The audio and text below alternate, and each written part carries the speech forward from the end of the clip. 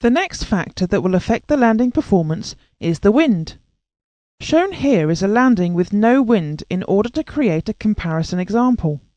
You will recall that headwinds decrease the true ground speed of the aeroplane for any given indicated airspeed.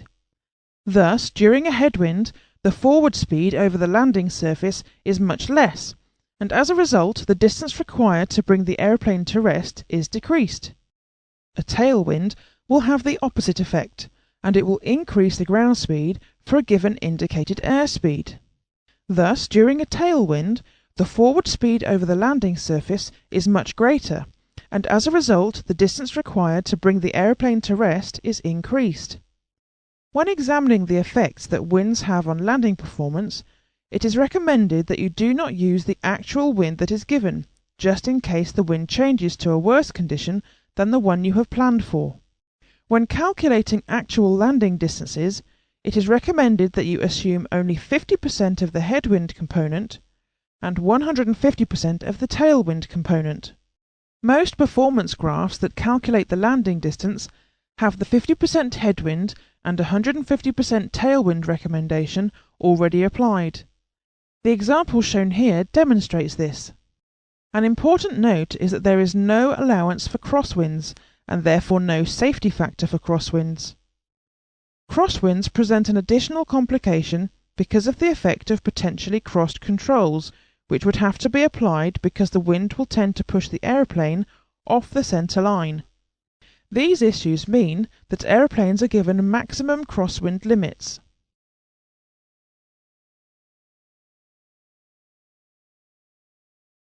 The next factor that can affect the landing performance is the slope of the runway. Slope has an impact on the landing distance because of its effect on how the component of weight acts along the longitudinal axis of the aeroplane. When the aircraft is on an upslope, the weight still acts towards the centre of the Earth, but there is a component of weight, shown here, which acts in the direction of drag, that is, backwards along the longitudinal axis. This will increase the deceleration of the aeroplane and therefore decrease the landing distance. Conversely, when the aeroplane is on a downslope, the weight component now acts in the direction of thrust. This adds to the forward force, therefore it will decrease the deceleration and increase the landing distance. A rough calculation to help quickly quantify the effect of slope is to assume that for every 1% slope, the landing distance is affected by 5%, or a factor of 1.05. The slope at some airfields means that the landing may only be possible in one direction. These are called unidirectional runways. Treat these runways with extra caution and always check that the current wind velocity will still allow a safe landing, since you may be forced to land with a tailwind. Although it will be made clear later, the landing regulations state that upslopes are not to be considered when calculating the landing distance, since upslopes will help to reduce the landing distance.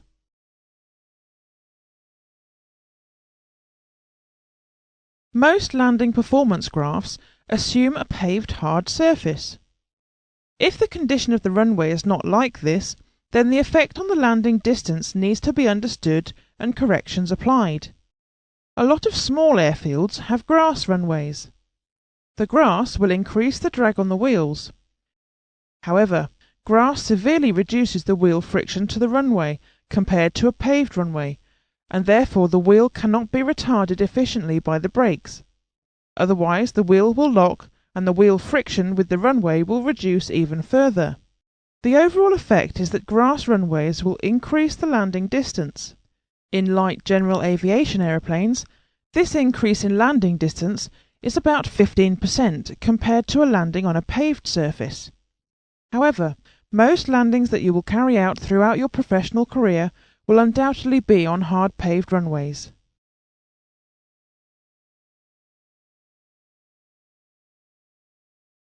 If the runway is covered partially or fully by contaminants such as standing water, snow, slush or ice, then pay special attention to effects that they will have on the landing distance. These substances will have two main effects. The first effect is that they will create impingement drag. But more importantly, the second effect is that these substances will substantially reduce the friction between the wheel and the runway. Therefore, the wheel cannot be retarded efficiently by the brakes.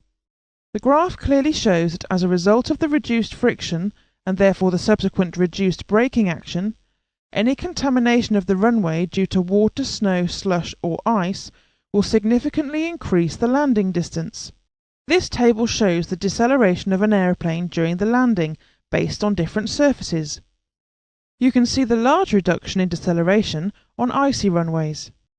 Typically, on a dry runway, the braking coefficient of friction is between 0.8 to 1. But on wet, slippery or icy runways, the braking coefficient of friction can fall to less than 0.2. Shown to the left and right of the runway friction values are the runway terminology and ATC friction reports. These help to provide aircrew with more information about the conditions for landing. Because of the lack of effective braking on slippery surfaces, the aerodynamic drag and reverse thrust become much more important in bringing the aeroplane to a stop, as shown in the diagram to the right. Notice that on flooded or icy runways, reverse thrust accounts for 80% of the deceleration force, confirming its importance as a deceleration tool.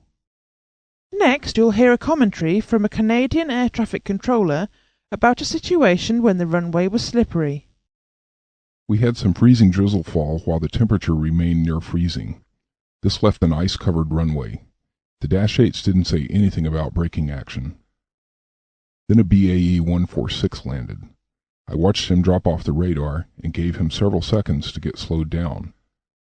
I told him to take the first available right turn and report off the runway on my frequency, so the Boeing 757 behind him could get a landing clearance. He responded saying, "Well, we're still sliding here. We'll let you know when we get stopped." After what seemed like an eternity, a shaken voice came over the radio. "We're just getting it stopped now, about 75 feet from the end of the runway. We'll call the braking action nil." I reported this to the 757, anticipating that he may not want to land. He asked for a landing clearance, which I gave him. Upon landing, the 757 reported braking action fair and turned onto a taxiway about 1,500 feet from the end of the runway, without a hint of panic in the voice. What a difference thrust reversers can make.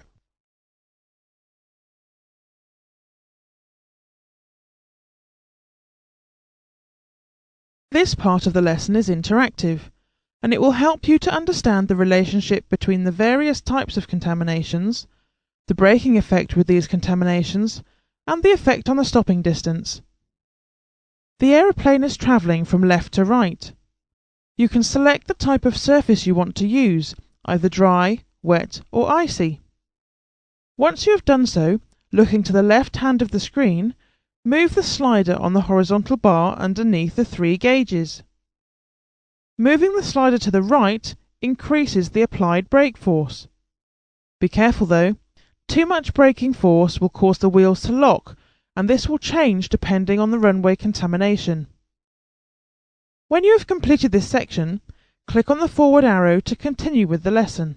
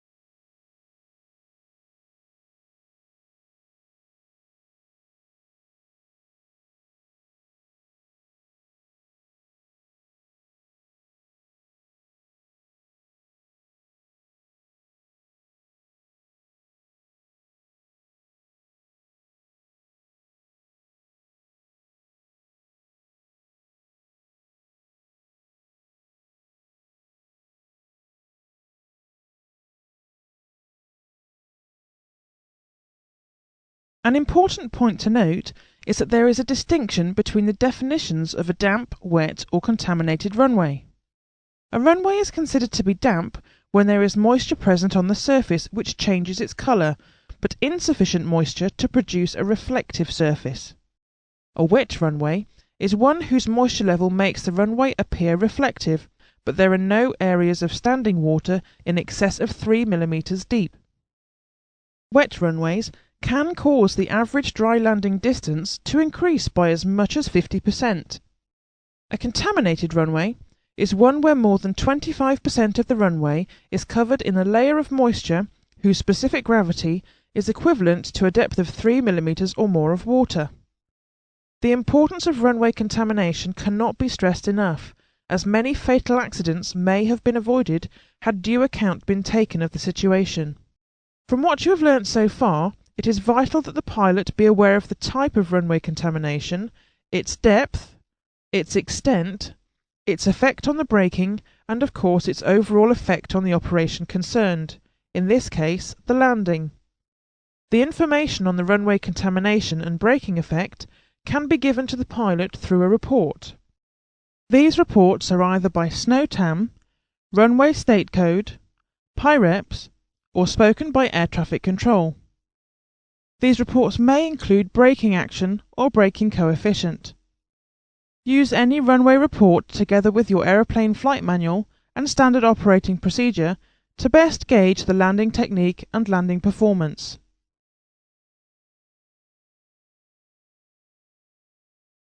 The second type of hydroplaning is called viscous hydroplaning. It occurs because of the viscous properties of water acting like a lubricant.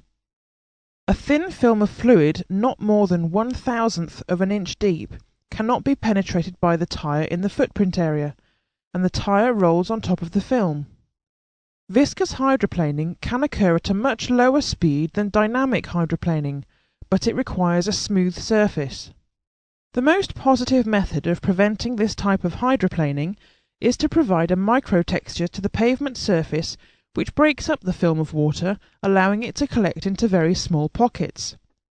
This means that the tyre footprint will sit on the peaks of the textured surface as shown, and not the film of water. Reverted rubber hydroplaning is a complex phenomenon which over the years has been the subject of a variety of explanations. Reverted rubber hydroplaning requires a prolonged, locked wheel skid, reverted rubber and a wet runway surface. The locked wheels create enough heat to vaporize the underlying water film, forming a cushion of steam that lifts the tyre off the runway and eliminates tyre-to-surface contact. The steam heat reverts the rubber to a black gummy deposit on the runway. Once started, reverted rubber skidding will persist down to very low speeds, virtually until the aircraft comes to rest.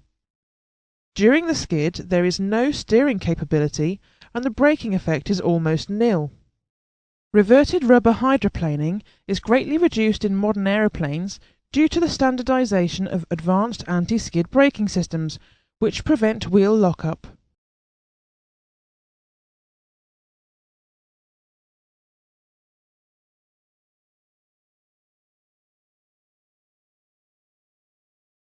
This section will provide advice and guidance on how to land on contaminated runways. Firstly, check the current weather and the runway conditions using the most accurate information possible. Once this has been done, completely reassess the landing performance data to ensure satisfactory compliance to the regulations. Ensure you're at VREF at the landing screen height and prepare to land the aircraft in the touchdown zone within the 1,000 feet target of the airborne segment. Land on the centre line with minimal lateral drift and without excess speed. Arm auto spoilers and auto brakes as appropriate, which assure prompt stopping effort after touchdown. For aeroplanes fitted with automatic anti-skid brakes, the brakes will be applied above the dynamic hydroplaning speed, but for aeroplanes without this system, only apply the brakes below the dynamic hydroplaning speed. The flare should lead to a firm touchdown, sometimes described as flying the aeroplane onto the runway. Positive landings will help place load on the wheels, which will increase braking effectiveness and squeeze out the water from the tyre footprint area. Do not allow the aeroplane to float, and do not attempt to achieve a perfectly smooth touchdown. An extended flare will extend the touchdown point. Soft touchdowns will delay wheel spin-up and delay oleo compression, which is needed for auto brake and auto spoiler activation. After main gear touchdown, do not hold the nose wheel off the runway. Smoothly fly the nose wheel onto the runway by relaxing aft control column pressure. Raise spoilers as soon as possible after touchdown or confirm auto spoiler deployment. If the aeroplane does not have auto brakes, then initiate braking once spoilers have been raised and nose wheel has contacted the runway. Apply brakes smoothly and symmetrically. Initiate reverse thrust as soon as possible after touchdown of the main wheels and target the rollout to stop well short of the end of the runway. Leave a margin for unexpectedly low friction due to wet rubber deposits or hydroplaning.